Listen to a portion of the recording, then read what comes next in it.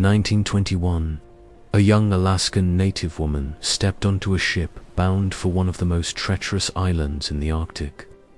She wasn't chasing glory or adventure. She was desperate to earn enough money to save her dying child. She was promised safety, support, and a brief stay. But every single promise turned out to be a lie. Stranded on Wrangel Island as plans crumbled and people vanished, she was left to face brutal cold, starvation, and complete isolation entirely on her own. Her name was Ada Blackjack.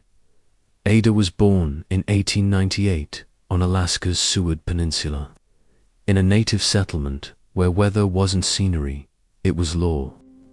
Wind could tear skin, snow erased trails, and cold punished every mistake without mercy. When Ada was still a young child, her father died. Shortly after, her mother sent Ada and her sister to Nome to be raised by Methodist missionaries, trading one kind of hardship for a slim chance at another kind of life at the mission. Ada learned English, learned to read and write, and learned the household chores that made a girl useful in a white man's town. But what she never learned were the ancient skills that kept people alive on the land: hunting, trapping, building shelter, reading ice. The one truly valuable gift the missionaries gave her was sewing. In the Arctic, a seam isn't decoration, it's the difference between life and death. Ada became an expert at crafting boots and parkas from animal skins, garments that could hold warmth and resist the wet cold. At just 16, she married Jack Blackjack, a hunter and dog sled driver. The marriage was violent. He beat her, starved her, and eventually abandoned her altogether. Ada had 3 children. 2 died, and the one who survived, her son Bennett, suffered from tuberculosis after Jack left. Ada carried Bennett on her back and walked the long miles back to Nome. She scraped together whatever income she could, cleaning houses, sewing for miners, until it became painfully clear she could no longer afford his medical care. She placed him in the Jessie Lee Home for Children and promised herself it would only be temporary. In 1921, hungry and desperate, Ada heard about an Arctic expedition searching for a seamstress. The pay was $50 a month, more money than she could dream of earning in Nome. She didn't sign up for adventure. She signed up because her son needed a future. The expedition was the brainchild of Vilhjalmur, a Manitoba-born explorer with a silver tongue and a habit of calling the far north the friendly Arctic. He wanted Wrangel Island, remote, uninhabited, and politically ambiguous, claimed for Canada and the British Empire. His entire plan rested on one simple act: placing people there long enough to plant a flag and call it sovereignty. He recruited 4 young men for the journey. Alan Crawford, 20 years old, would serve as the official leader since he was a British subject. Fred Mora, 28, had been north before and carried the restless hunger of a man drawn back to a place that had nearly killed him. Milton Goal, 19 and from Texas, was cheerful, magnetic, and hungry to prove himself. Lorne Knight, 28, from Oregon, had learned Arctic survival skills and survived brutal conditions before confident, in a way that could be either a strength or a fatal flaw. None of that mattered. Much to Ada, she wasn't thinking about flags or imperial claims. She was thinking about Bennett's thin chest rising and falling. She was thinking about the $50 a month that could buy medicine and buy time. Still, she hesitated. Ada was shy and carried a deep, almost paralyzing fear of wild animals, especially polar bears. Wrangel Island was known among northern people as a place crawling with bears, and in Ada's mind, legend and fact twisted together into dread. she was told that other native families would join the expedition, that she wouldn't be the only woman, that familiar voices would surround her. That promise mattered enormously to a woman who had every reason to distrust men and fear isolation. But on the day of departure, not a single promised family showed up. Locals who understood ice and season had taken one look at the expedition's thin supplies and poor timing, and wanted no part of it. Ada stood alone on the dock, and for a moment she tried to turn back. But the men reassured her they would find native families in Siberia along the way. And Ada's need, and perhaps her willingness to believe, pushed her forward. She had also sought advice before leaving, and the warning she received was grim. There would be death and danger ahead, knives and fire. Ada went anyway. There is a kind of courage that doesn't feel like bravery from the inside. It feels like necessity. On September 9th, 1921, a schooner carried Ada and the 4 men out of Nome and toward Wrangel Island. They also carried a small kitten named Vic, given to the expedition as a mascot. It was an absurd comfort in a landscape that would soon feel like the edge of the world. The route included a stop at East Cape in Siberia, where the men hoped to hire Inuit help and obtain a traditional skin boat essential for hunting seals and walrus. They failed at both. The boat was too expensive, and the people didn't come. They purchased a heavy wooden dory instead and pressed on, patching optimism over a growing list of problems. Storms hammered the ship during the crossing. The wind tore at gear, soaked clothing, and punished hands until they bled. At some point, even the boat they'd managed to secure was blown away, leaving them with less than they'd started with. When Wrangel Island finally rose from the Arctic haze, it looked less like opportunity and more like a sentence. They landed in mid-September and raised a flag, claiming the island for Great Britain. Ada watched the ship that had carried them slowly pull away, and felt something in her chest collapse.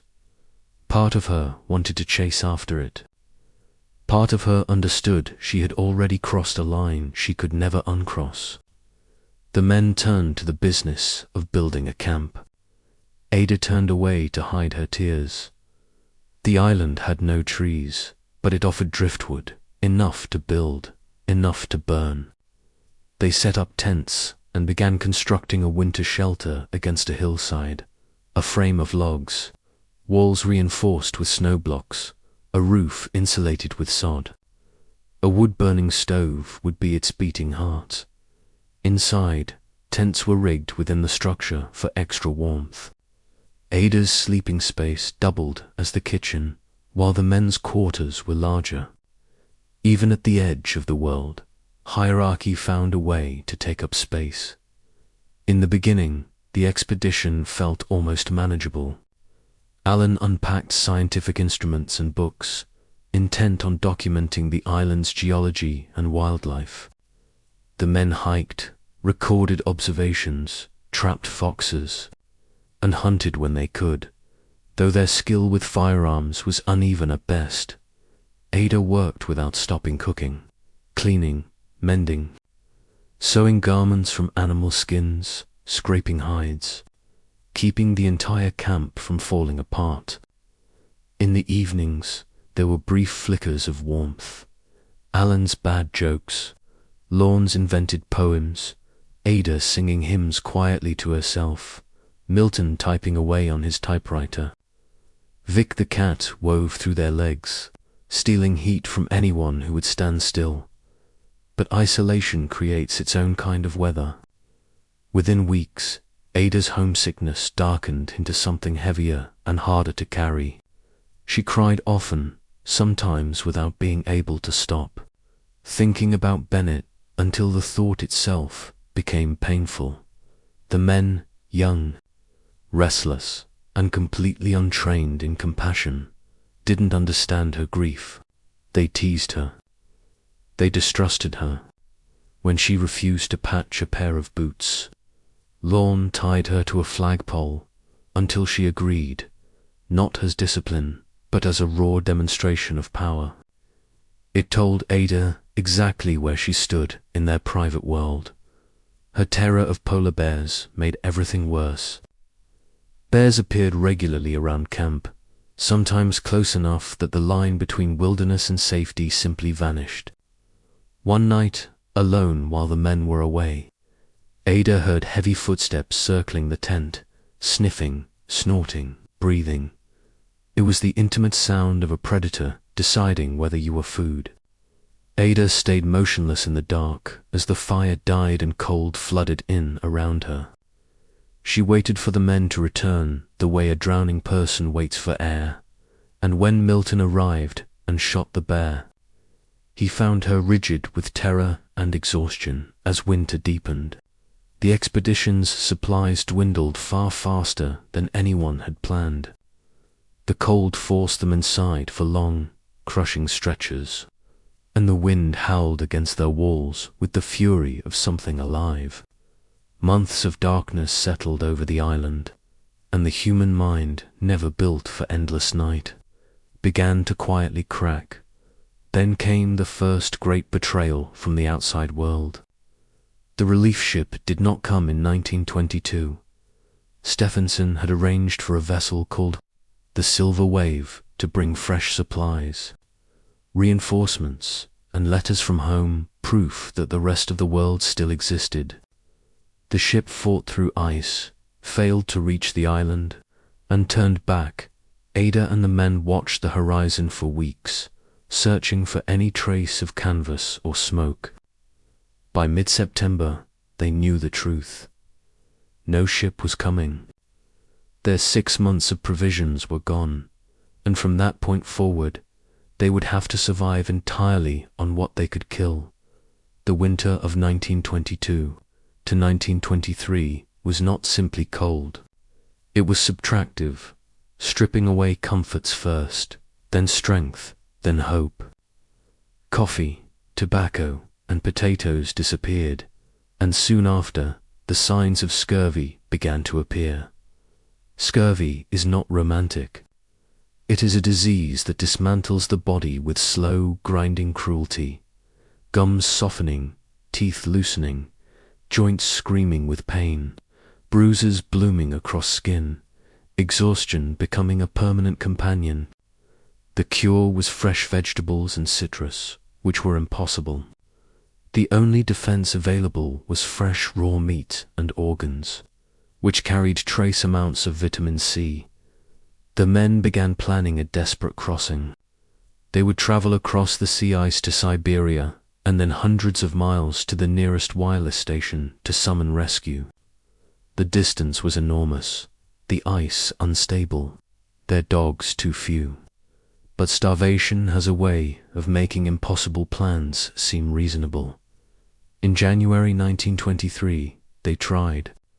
The sled was overloaded, the dogs struggled and weakened, and pressure ridges of broken ice rose like walls too steep to cross. Alan froze his fingertips. After 2 weeks of brutal, grinding effort and almost no progress, they returned to camp, defeated. A colder plan took shape. 3 men would attempt the crossing again, and 2 would stay behind. Lorne Knight was too sick with scurvy to travel. Ada, still terrified of the ice and the bears, still without the traditional hunting skills she had never been taught, was left behind with him. The decision was purely practical to the men who made it. To Ada, who had no vote in it, it was devastating. On January 29, 1923, Alan Crawford, Fred Mora, and Milton Goll left with the sled and the dogs. Ada watched until the white distance swallowed them whole. They promised they would return quickly with help. Ada held on to that promise because the alternative was a void she could not afford to stare into. The very next day, the wind rose fierce enough to split ice and erase every track they had left behind. Ada and Lorne, rationed what remained of their bread, 6 small, hard pieces each day, and waited for birds and seals to return with spring. Lorne's condition worsened rapidly. He collapsed while chopping wood, and Ada found him limp in the snow, dragging him back to shelter while unsure whether he was already dead. He wasn't, but he was frightened now in a way he had never allowed himself to be. He consulted an encyclopedia about scurvy and confirmed everything his body was already telling him: loosening teeth, spongy gums, dark bruises spreading beneath his skin, pain that made sleep impossible. The book recommended lemon juice and vegetables. The book might as well have recommended wings. Ada took on every chore in the camp, hauling fuel, tending the stove, scraping hides, checking traps. She did it all while still too afraid to carry a rifle, and while knowing that a polar bear could appear at any moment without warning. At first, her only defense was a snow knife, a thin blade that offered more comfort than real protection. Hunger pushed her outward. Fear pushed her inward. Between the two forces, she learned to move carefully and deliberately. When she caught her first fox in a trap, she carried it back to camp with a fierce, quiet pride, because fresh meat wasn't just calories. It was medicine. Lorne, weakened and bitter, criticized her constantly, calling her lazy, stupid, and thoughtless. Ada snapped back. They fell into long, heavy silences, and sometimes Lorne accused her of deliberately starving him. Ada's answer was always the same. She was starving too.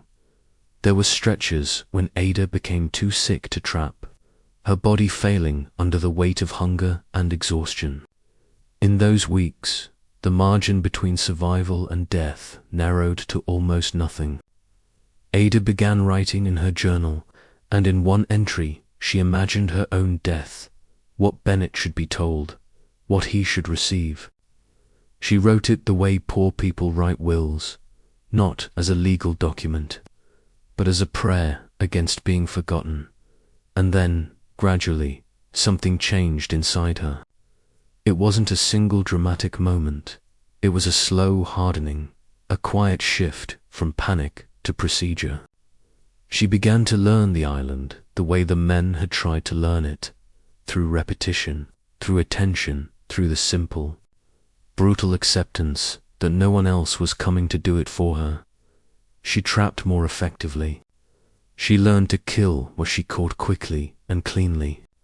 She began forcing herself to practice with a rifle, setting up targets, willing her shaking hands to go still. One day she shot a bird out of the air and brought it down in one clean shot, and something shifted permanently inside her. She was no longer waiting to be saved by someone else's competence. Spring returned like a reluctant promise. Birds came back, eggs appeared in nests, and the endless Arctic darkness finally began to lift. The island that had felt like a tomb under winter darkness slowly stirred back to life.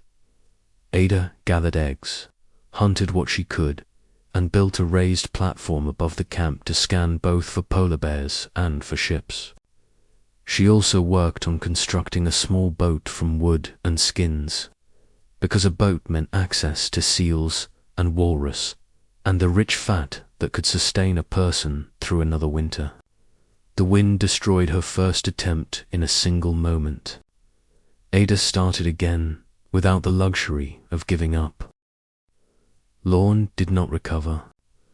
By June, scurvy and starvation had hollowed him out completely, yet even then, he still found the breath to criticize how Ada skinned hides and did her work. Ada finally told him, simply and firmly, that she would do things her own way. It was not just a statement about technique. It was Ada claiming authority over her own survival and over her own life. Lorne Knight died in late June of 1923 after months of slow, painful decline. Ada recorded the date because facts were what remained when everything else had been stripped away. She could not drag his body far, so she built a crude barrier around him to keep scavenging animals away. It was the best burial the island allowed. Now Ada was alone, truly alone, except for Vic the cat, the last small witness to 2 years of poor decisions and extraordinary endurance. The 3 men who had left in January never returned. Ada kept watching the horizon anyway, because hope is stubborn even when it stops making sense. She hunted seals. She gathered eggs. She stored what she could and kept moving, because the alternative was a second winter alone, and she did not know if she had enough left inside her to survive it. She worked with the numb, efficient determination of someone who has lived too long in a dangerous place to waste a single motion. Then, in August, through the heavy rolling fog, she heard a distant rumble, easy at first to mistake for walrus. She climbed to her lookout platform and raised her field glasses, staring into a grey world that refused to reveal anything. The sound returned, closer and steadier, and then the fog thinned just enough to show a masked dot. Ada ran for the beach, as if her legs belonged to someone else, splashing into the surf and ready to swim if she had to. She expected to see Alan, Fred, and Milton step off the deck, grinning, apologetic, alive. Instead, a stranger came ashore, Harold Noyce, sent north by Stephenson to retrieve whatever remained of the expedition. Ada asked where the men were. Noyce had no answer. He had expected to find them all. Instead, he found Ada thin, filthy, dressed in furs, her face carved by cold and months of solitary survival. When she finally understood that she was the only one left alive, the shell she had built around herself cracked open. She collapsed on the shore and wept. Before the ship left, Noyce's party gave Lorne Knight a proper burial. Ada gathered what remained of her life at the camp, tools, clothing, the ragged proof that she had endured. She took one last look at Wrangel Island as the ship pulled away, and later she would call it exactly what it had been, an island of death and disaster back in the south. Ada's survival became a story that people wanted to use. Newspapers praised her as a female castaway, a northern Robinson Crusoe, admiring her devotion as if the months she had spent nursing a dying man were a charming virtue rather than brutal. Desperate labor performed on the edge of starvation. Then came a darker turn. Accusations that she had let Lorne Knight starve. The charge was fed by fragments of complaint, missing journal pages, and the shameful ease with which a poor indigenous woman could be blamed for a white man's death. Ada defended herself quietly and with absolute firmness. The accusation was eventually withdrawn, but suspicion has a way of leaving marks that never fully disappear. Ada did not return home wealthy. She was never paid everything she had been promised, and others profited far more from the story than she ever did. But she had survived, and survival had always been the means, not the end. She used what money she could to reunite with Bennett and find better care for him. For a time they lived in Seattle, chasing treatment and stability. Ada later had another son, Billy, and married again. Her life continued, full of work, struggle, and ordinary human complications, as though 2 years on Wrangel Island were simply one more scar she had learned to carry. Bennett grew to adulthood, though illness never truly left him. When he died decades after the expedition, the grief landed on Ada with the full, delayed weight of something that had been waiting a very long time. Ada herself lived into old age, returned to Alaska, and died in 1983 at the age of 85, far from the wind-scored beach, where she had once run toward a ship in the fog. after her death. Those who loved her fought against the quiet erasure that so often follows women like Ada, women who do not fit the heroic mold that history prefers. Alaska's legislature formally recognized her courage, calling it a small gesture for a woman whose bravery had gone largely unacknowledged for decades.